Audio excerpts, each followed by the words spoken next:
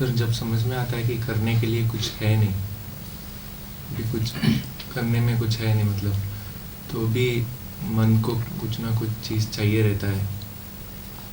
तो मैंने वही सवाल भी किया है कि जो चीज़ ऐसे लगती है कि जो चीज़ में से ज़्यादा फुलफिलमेंट, फॉर इंस्टेंस अभी मैंने म्यूज़िक सीखा हुआ है, सो मुझे वो कौन से भी म्यूज़िक जब मैं सुनता हूँ तो according to the present scenario of music and whatever I have listened in my past, from that I make out that this is good music and this is okay. So जब अच्छा music सुनने को मिल रहा है तो मैं खुद वो करना चाहता हूँ। मन को कुछ ना कुछ चाहिए, तो अभी यूट्यूब से एक्सेसिबल है, इंटरनेट है, सो वो खोल के फिर ऐसे ही नहीं बैठ सकता हूँ, नहीं हो रहा है बैठने।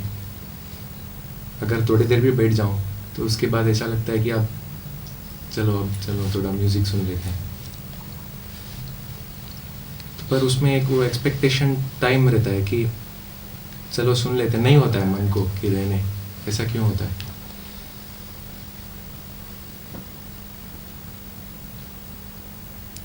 ऐसा क्यों होता है ये बात की बात है। ऐसा होता है, इस पर गौर करो ना कि ऐसा होता है, ऐसा फिर हुआ, ऐसा हो रहा है। अभी तो तुम जो भी कुछ कह रहे हो वो स्मृति से आ रहा है।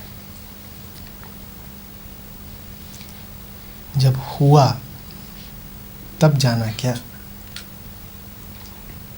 पर ये हमारी बड़ी भूल है कि हम स्मृति को बोध समझ लेते हैं, सिर्फ इसलिए कि कुछ तुम्हारे मन में अंकित हो गया है। तुम तुरंत ये निष्कर्ष निकाल लेते हो कि वो घटना घटी ज़रूर होगी। अभी तुम यहाँ बैठे बैठे लग रहा है कि मन कहीं रुकता नहीं, मन ठहरता नहीं। एक नए तरीके का संगीत आता है, मन उसकी ओर भाग जाता है। इंटरनेट पर बैठते हो तो मन ये करता है, मन वो करता है। ईमानदारी से बताना, ये सब कुछ भी क्या उस क्षण पता होता है जब घटित हो रहा है? सच तो ये कि उस क्षण तुम्हें कुछ भी पता नहीं होता। बाद में स्मृति उठती है, और स्मृति कोई प्रमाण नहीं है।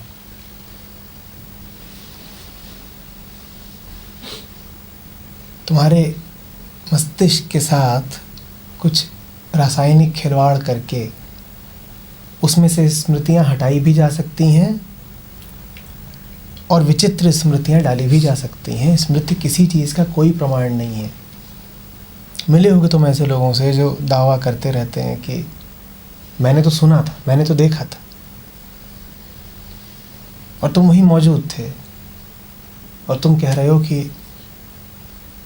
न सुना न देखा, घटना घटी ही नहीं। पर हमारी आदत लग गई है कि हम स्मृतियों को बड़ा सम्मान देते हैं। जानते हो ये आदत कहाँ से आई है?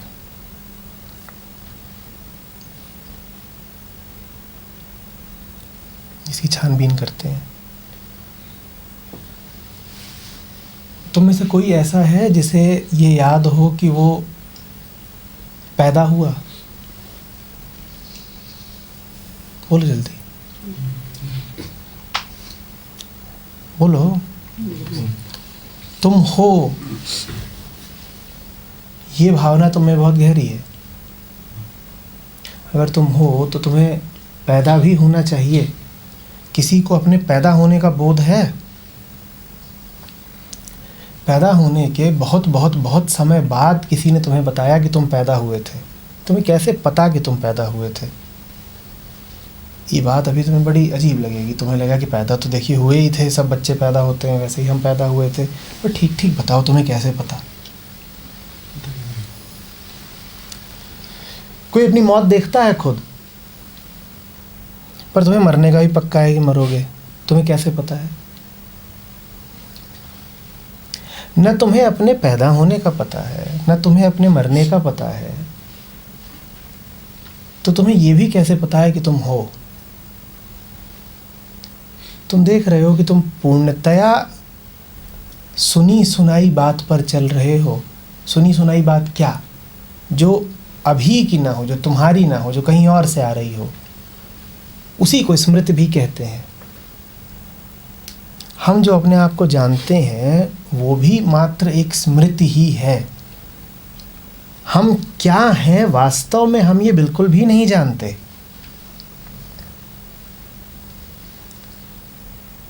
तुम्हें कैसे पक्का कि तुम पैदा हुए थे? बताओ। तुम्हें कुछ चित्र दिखा दिए गए हैं, कोई ज़्यादा वैज्ञानिक सोच का होगा तो वो कहेगा ठीक, पूरी रिकॉर्डिंग ही कर लो पैदा होने की, दिखा देंगे। पर रिकॉर्डिंग भी तो दूर की ही बात है। पता होना तो कोई बिल्कुल आंतरिक घटना है, जानना, तत्काल जानना। रिकॉर्डिंग तुम तत्काल तो देखोगे नहीं, पहली बात। और दूसरी बात, रिकॉर्डिंग तुम्हें किसी और से मिली। ठीक ऐसे ही जीवन चल रहा है हमारा।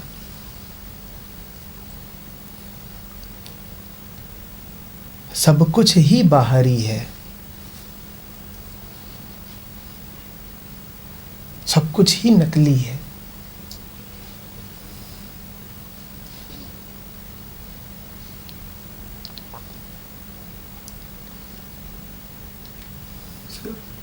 सर जैसे स्मृति का तो इसमें है कि कोई प्रमाण ही नहीं है सर। वैसे जो फिजिकल एक्टिविटीज़ होती है सर, वो पता है कि मतलब वो पता नहीं कैसे बोलना से, ठीक है पता है कि नहीं, बट ऐसे छोड़ा तो गिरेगा ही गिरेगा, मतलब ये अंदर से पता है मतलब। हाँ, वो भी उसी समय कभी नहीं पता चलता।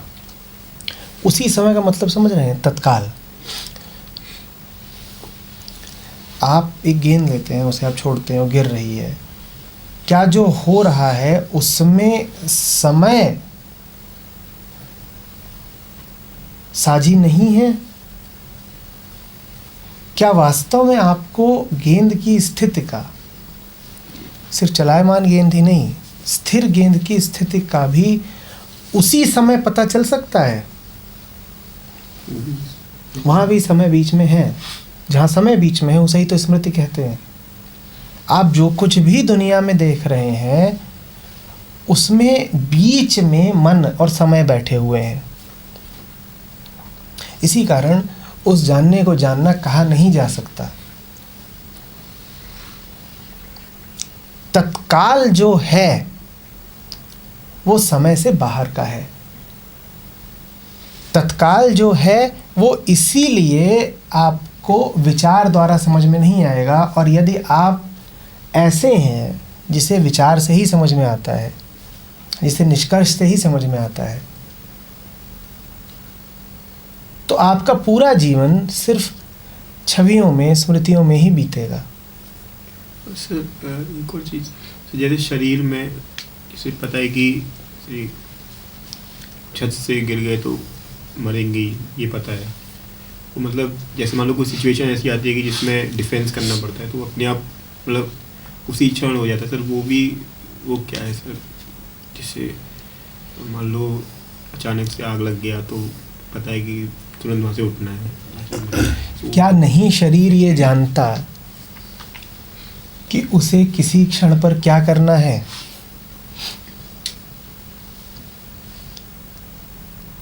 मैं ये जानना चाहता हूँ कि वो जिसे आप शरीर बोलते हैं उससे आपका संबंध क्या है,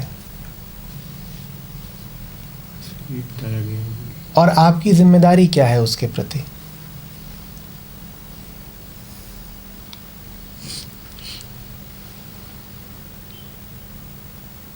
एक मशीन है, वो अपना काम कर रही है, आपकी आसक्ति है उससे, आप खड़े होकर के उसे निहारते रहते हैं।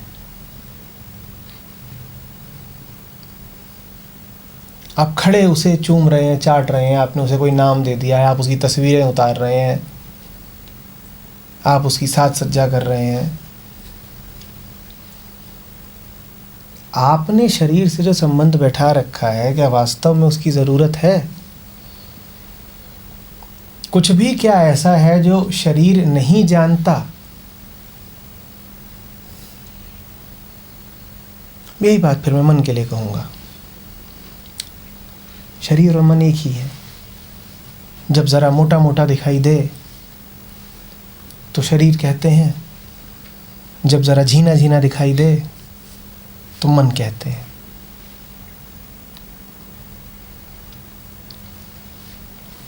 मन की भी अपनी एक व्यवस्था है, वो भी एक यंत्र है।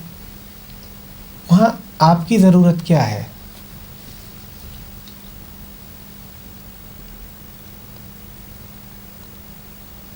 या है?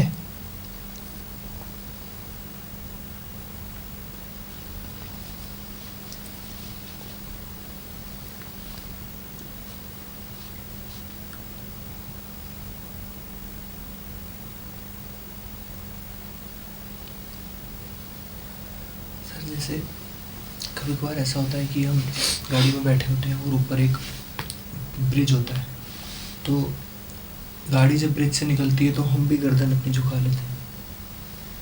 मतलब पता नहीं मेरे साथ होता है, हाँ, हमें बिल्कुल। ऐसा लगता है कि हम ही गाड़ी हो गए। हाँ, हाँ। तो ये वाला उदाहरण बड़ा फिट है कि तो इसका जेनेसिस क्या है, ये कैसे हो गया कि हम और बॉडी एक हो गए?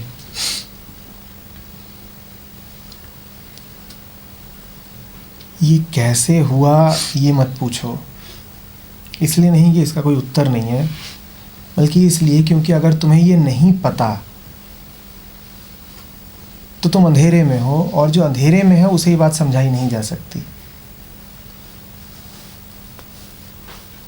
तो इसका उत्तर उसे कभी नहीं मिलेगा जिसे इसका उत्तर नहीं पता। ये बात तुम्हें बड़ी अजीब से लगेगी। तुम कहोगे यानी जिसको नहीं पता उसे नहीं पता। हाँ, ऐसा ही है।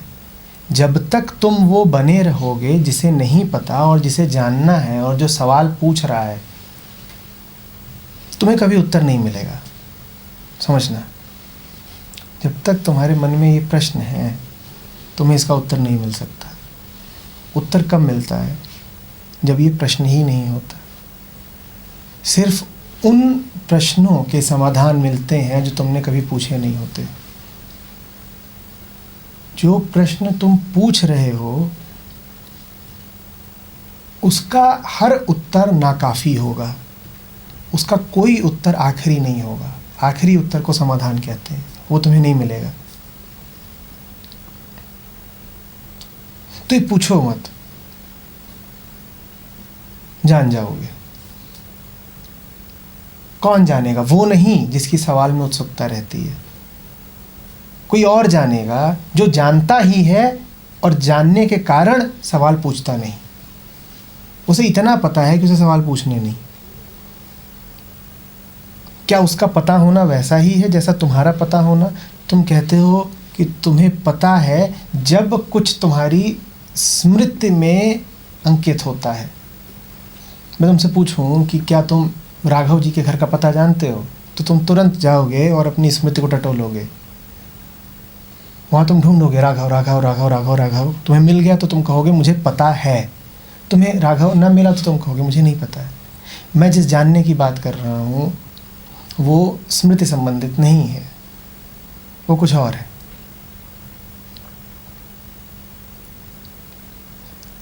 वो एक खालीपन है। चूंकि वो एक खालीपन है इसीलिए वहाँ प्रश्न भी नहीं पाए जाते। वो उत्तरों से खाली है ही, प्रश्नों से भी खाली है।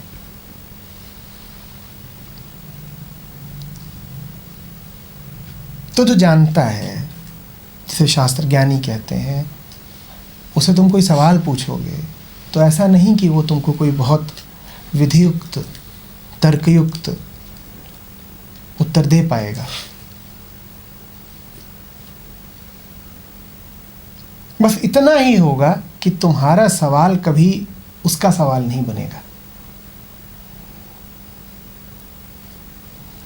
ठीक वैसे ही जैसे तुम्हारा प्रभाव कभी उसके मन पर प्रभाव नहीं बनता।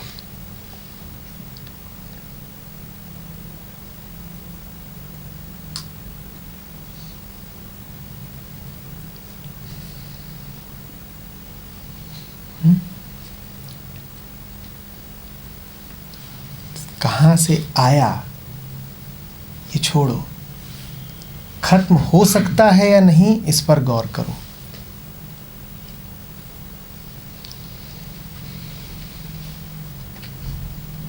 खत्म हो सकता है।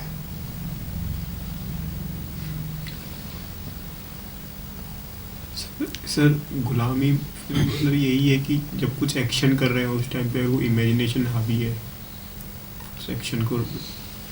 बिल्कुल। और आप हम जिसको कर्म कहते हैं, अगर आप उसे देखेंगे, जिसे आप घटना कहते हैं उसको आप देखेंगे, तो आप यही पाएंगे कि घटना में और आप में सदा एक दूरी है। वो दूरी समय कहलाती है, वो दूरी आप हैं। जो हो रहा है और जो प्रतीत हो रहा है वो हमेशा अलग अलग है। इसका अर्थ ये नहीं है बिल्कुल भी कि जो हो रहा है वो उससे कुछ भिन्न है जो आपको लग रहा है। ये बात मन को बड़ी सुहाती है, ये बात मन को बड़ी सांत्वना देती है कि मुझे जो लग रहा है वो शायद 10-20% मिलावटी है। मुझे दिखाई पड़ रहा है कि 5 पक्षी हैं, शायद 4 या 6 ही हैं। नहीं, मैं ये नहीं कह रहा हूँ कि आपको 5 उंगलियां दिख रही हैं और उंगलियां 4 या 6 हैं। मैं आपसे कह रहा हूँ उंगलियां हैं ही नहीं, पक्षी है ही नहीं, सब समय का घोटाला है, सब इंद्रियों का खेल है।